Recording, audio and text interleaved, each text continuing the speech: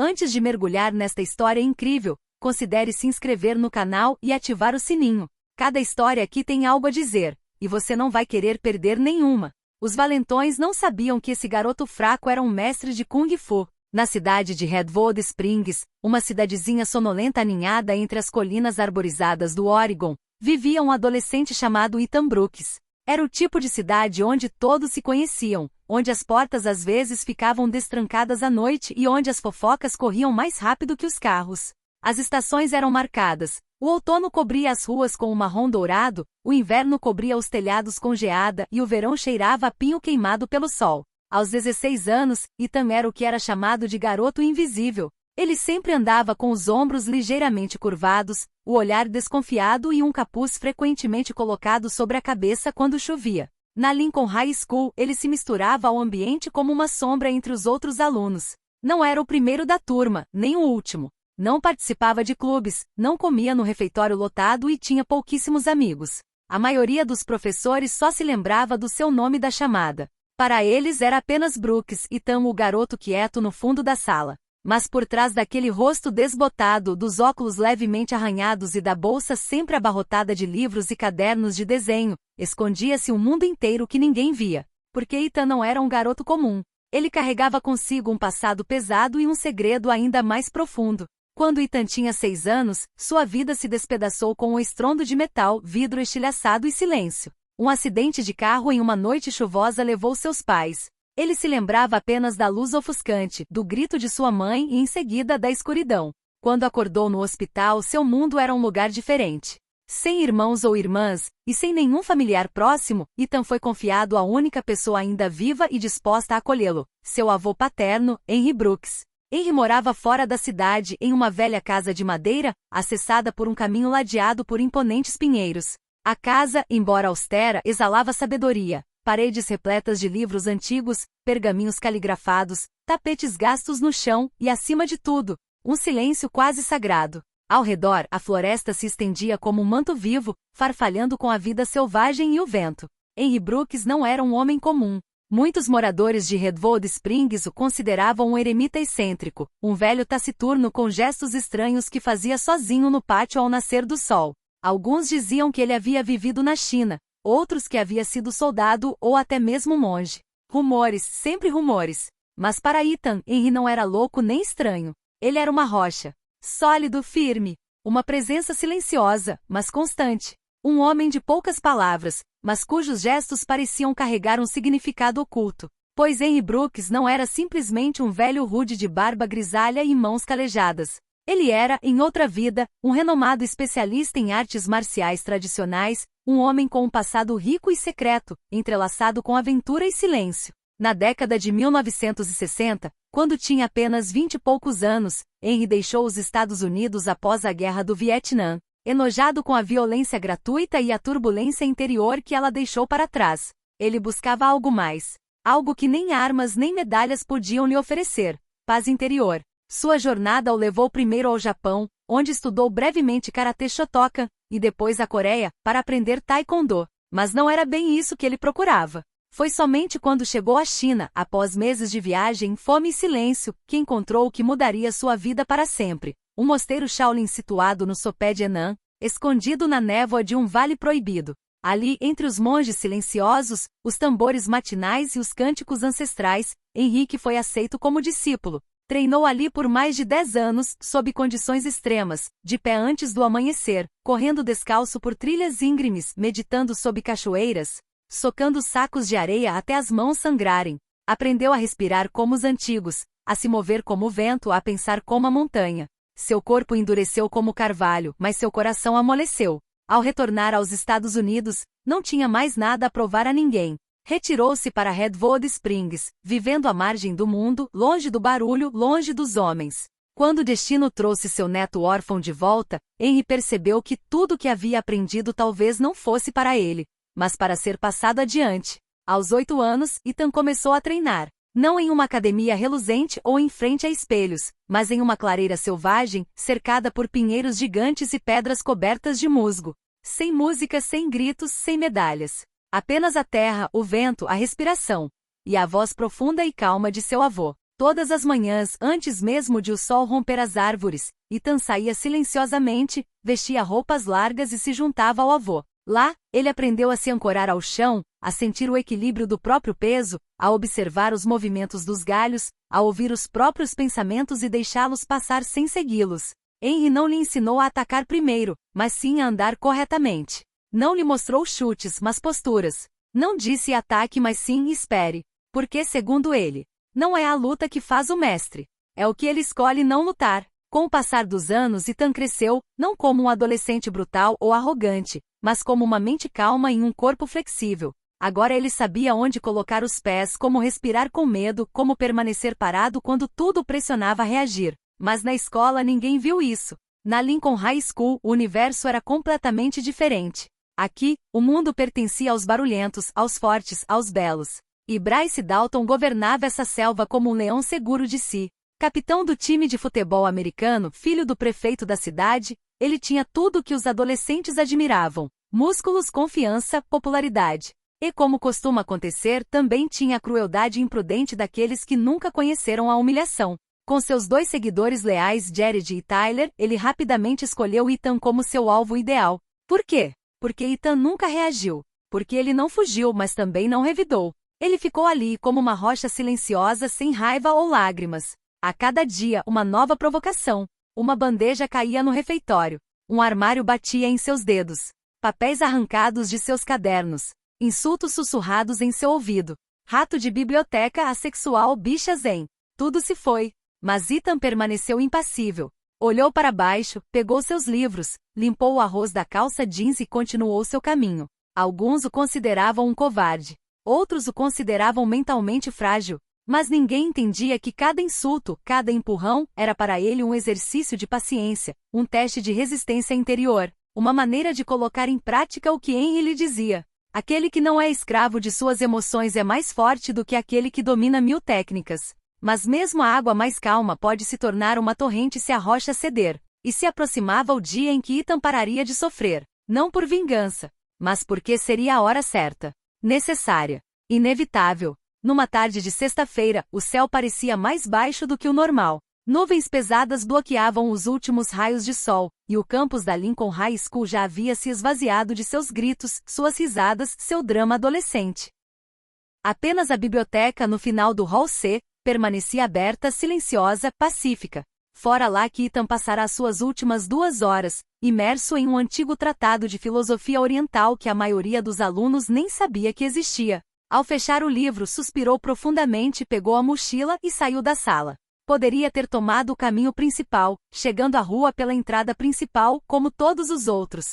Mas naquele dia, sem pensar muito, escolheu o atalho atrás do prédio de ciências, uma passagem estreita que levava ao antigo campo esportivo abandonado. O campo estava coberto de grama alta, cercas enferrujadas pendiam em farrapos, e as linhas desbotadas da quadra de basquete pareciam pertencer a outro século. O lugar tinha uma atmosfera fantasmagórica. E era lá que o esperavam. Bryce Dalton, de moletom preto e boné de beisebol virado para trás, estava encostado em uma velha rede de basquete quebrada. Ao lado dele, seus 2 companheiros Jared com os braços tatuados e Tyler, mascando chiclete na boca, já riam.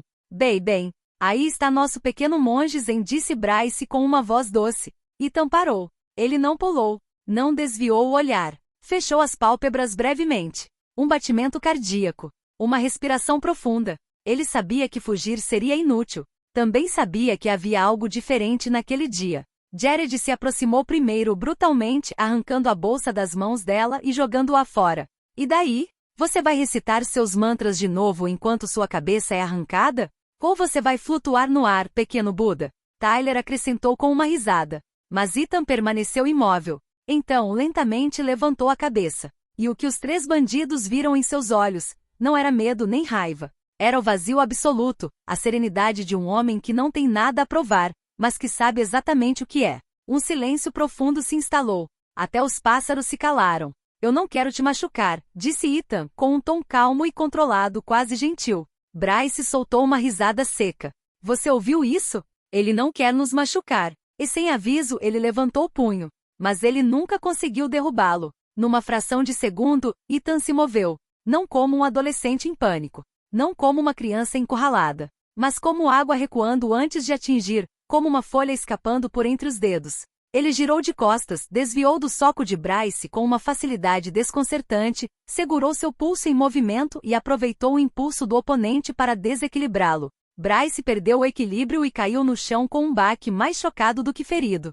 Jared, gritando de raiva, avançou de cabeça. Péssima ideia. Ethan deu um passo, torceu o tronco levemente e usou a força de Jared contra si. Seu cotovelo prendeu o ombro do agressor, seu pé furtivamente enganchou a parte de trás da perna, e Jared caiu no chão como um saco de areia. Tyler, que ainda não tinha feito nada, deu um passo para trás. Seu chiclete caiu da boca. Ele gaguejou. Que diabos é isso? Ele recuou rápido demais, tropeçou em um galho e caiu sem que Ethan sequer o tocasse. E de repente o silêncio retornou. Nenhum som. Apenas a respiração ofegante de 3 brutos no chão e um garoto calmo, sozinho, quase sobrenaturalmente tranquilo. Bryce, ofegante, olhou para cima atordoado. O que é que foi isso? Ethan se aproximou, pegou sua bolsa lentamente e respondeu, ainda em tom neutro. A do Kung Fu. Então ele se virou. Sem arrogância, sem triunfo. Como se nada disso tivesse afetado. Como se aquela cena fosse apenas um parênteses em seu silêncio habitual. Ele deixou o campo esportivo abandonado, deixando para trás 3 adolescentes que pela primeira vez encontraram algo mais forte do que eles, a humildade. E para Ethan Brooks, isso foi apenas o começo. O que Ethan não sabia ao deixar calmamente o antigo campo de atletismo naquele dia era que um par de olhos curiosos o observava do ginásio. Mia Carter, aluna do último ano de fotografia, demorará-se para capturar a luz que incidia sobre as janelas sujas do prédio. Ela notara a tensão na postura de Bryce e a estranha imobilidade de Ethan. Algo naquela cena despertara seus instintos artísticos, ou talvez seus instintos humanos. Ela discretamente pegou o celular, a lente tremeu no início, depois congelou ao ver a cena se desenrolar diante dela. Nunca tinha visto ninguém se mover daquele jeito. Não na vida real. Não sem efeitos especiais. Não um adolescente quieto e solitário. Não o garoto que todos chamavam de a sombra no corredor. Naquela noite em seu quarto, depois de rever a filmagem várias vezes, Mia hesitou. Ela sabia que postar o vídeo mudaria as coisas. Mas também disse a si mesma que o mundo precisava ver aquilo. Então, sem mencionar seu nome, ela o publicou sob o pseudônimo @GhostInTheGym com um título provocativo. O nerd que todo mundo maltrata acabou de destruir 3 valentões, sem nem suar a camisa. Em menos de 12 horas, o vídeo alcançou 200.000 visualizações. Depois, 1 milhão. Os comentários choveram. Isso é um filme? Não pode ser real. O cara se move como um monge Shaolin, eu juro. Ele lhes deu uma lição de vida sem levantar a voz. Respeito. Quem é esse cara? Queremos o nome dele. Queremos a história dele. Influenciadores, treinadores, canais de artes marciais e até jornalistas começaram a procurar pela identidade do garoto misterioso. Mas Ethan não sabia de nada. Só na segunda-feira de manhã, ao passar pelos portões da escola, é que ele entendeu. O salão inteiro pareceu parar de respirar quando ele entrou. Alunos sussurravam e acenavam para ele. Outros o olhavam com admiração, espanto ou constrangimento repentino. Vários professores até o cumprimentaram, algo que ele nunca havia feito em 4 anos. Quando chegou ao seu armário, um grupo de alunos do 2º ano se aproximou timidamente. Você poderia nos ensinar a fazer isso? Ethan olhou para eles, perplexo. Ao meio-dia, o jornalista local o esperava no portão. Mensagens haviam sido deixadas para ele nas redes sociais, oferecendo entrevistas, estágios e patrocínios. Queriam convidá-lo para talk shows e oferecer contratos.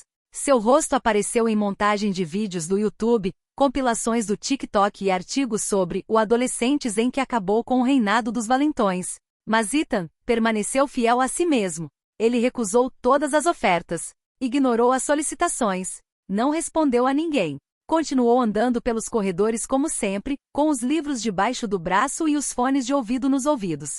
A única mudança visível era uma paz mais profunda em seus olhos. Finalmente foi o diretor Henderson quem o convidou para sua sala. O homem, um ex-professor de história, acreditava em segundas chances e impacto silencioso. Você mudou a atmosfera desta escola mais em 2 minutos do que eu em 10 anos. Vou deixar você usar a sala multiuso 2 vezes por semana. Se quiser, pode dar aula. Mas a decisão é sua. Ethan tirou uma noite para pensar. No dia seguinte, ele postou um pequeno papel branco no quadro de avisos.